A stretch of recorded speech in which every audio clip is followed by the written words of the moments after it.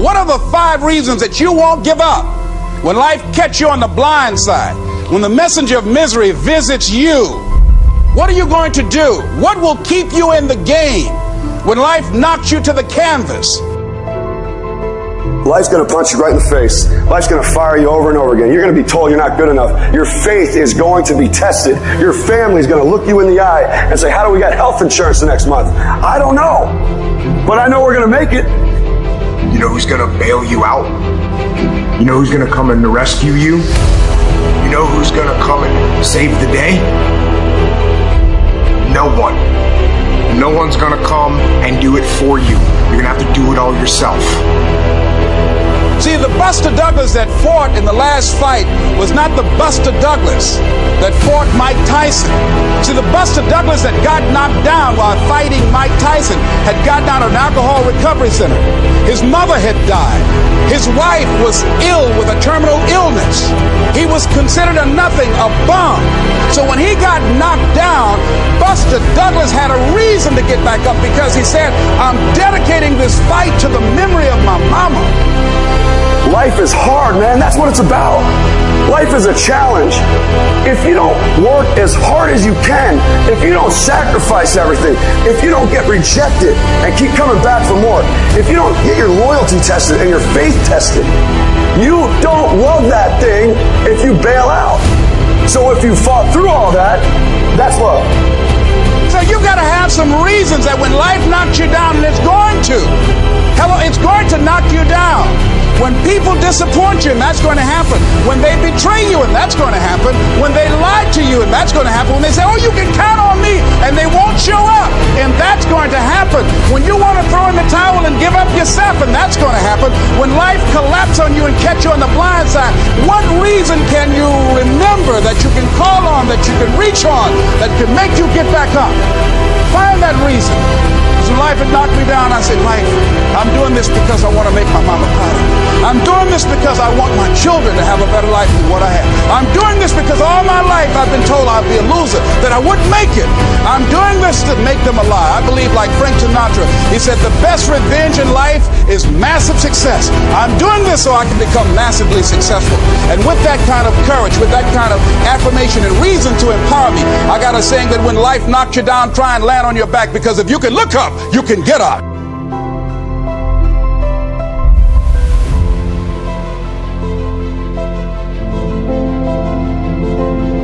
You don't have to be grim, but you do have to be serious. Hey, everybody hopes things will get better, but remember, the future does not get better by hope. It gets better by plan. And hope unaided by clear plans can finally become an illness. There's a Bible phrase that says, hope long delayed makes the heart sick. It's a sickness. I used to have the illness known as passive hope. It's bad.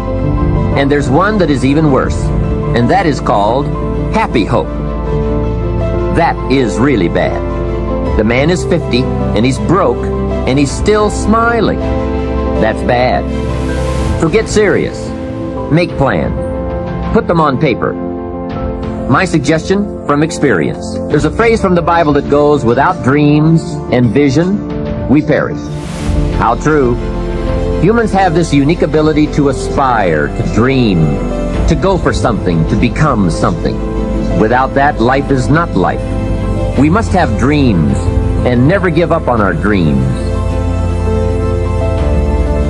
I'd like to share a few ways your use of time are affected by or influence the achievement of your goals. Have you ever thought that without some very clear written goals, you never even need to consider managing your time? Time essentials come from objectives well defined. Time can't be critical if objectives aren't defined.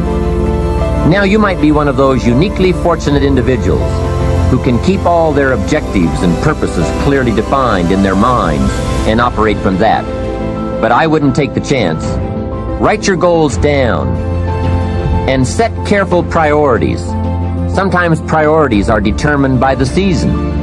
For a farmer in springtime, the season dictates his most important activities. During the spring, a farmer must work around the clock, burn the midnight oil, and keep the equipment running because he has only this small window of time for the planting of his crops.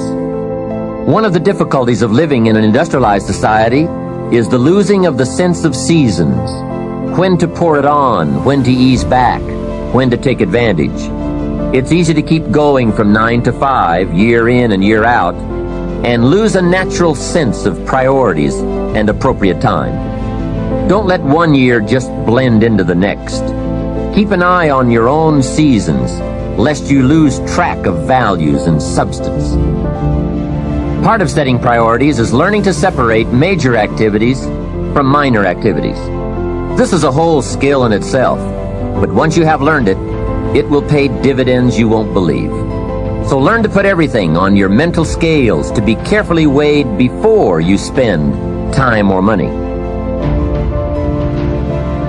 Of your sanity is socially distributed. And what I mean by that is, well, let's say that you know how to behave. You're well socialized. You can play with others. Now, I said already in this conversation, if you didn't learn to play with others between the time you were 2 and 4, you will never learn. And psychologists have beat their heads against the wall trying to rehabilitate antisocial children. They can't do it after the age of 4. Is that because areas of the brain just don't develop? Well, it seems to be partly because the kids fall farther and farther behind. So let's say you make the leap from egocentric dependence on your mother at 2 and 3 to immersion in a peer group.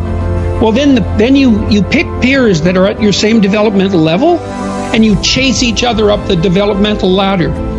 And the longer you're out of that, the farther you fall behind. And so, kids, 5-year-old kids might come across another 5-year-old kid who tends to cry too much if they don't get their way. And they'll say, we don't want to play with the baby. And what they're saying is, we have to find someone who's at our developmental level, shares our developmental horizon, so that we can mutually scaffold our further development. Now, they're not going to say that, obviously, but that's the situation. And kids test each other out when they first meet. So do adults. Game. Can you play? Are you playing at the same level as me? I'm playing my game at the level that will further my development. Can you play along with me? If not, well, maybe you're lower in status and I can pull you up as a mentor. Maybe you're higher in status and I can learn from you. But if you're a peer, we can play together. Anyways, if you're acceptable to your peers and you behave well, they'll accept you. And then they tell you all the time if you're acting appropriately. If your jokes are funny, if you're dominating the conversation, if you're bringing something of value to the table. And all you have to do is pay attention to the social cues, and you'll keep yourself regulated. And at the end of the day, you're going to get what you focus on. They're both true. This is both the most amazing time that's ever happened, ever in recorded history. And yet real things that are terrifying are also happening. But where you put your energy, where you put your attention, where you put your focus is going to determine what you see. And that is the most fascinating and the most important thing you have to understand about the way that your mind works. You get what you focus on. If you focus on the things that are bad, they will become real. They will become exaggerated. They will begin to monopolize your thoughts. You'll see them everywhere. It's called the reticular activating system. Your mind is literally designed to pay attention to the things that you notice.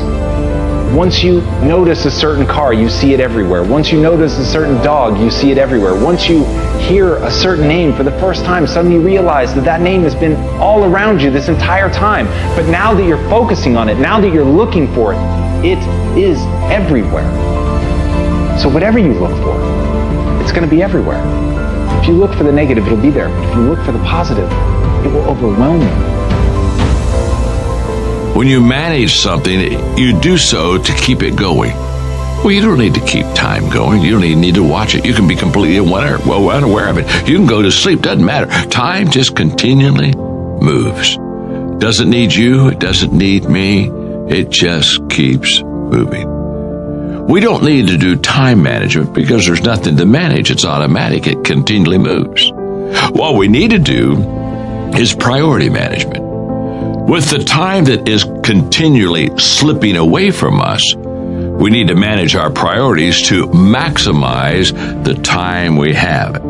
So don't manage your time, maximize your time. How?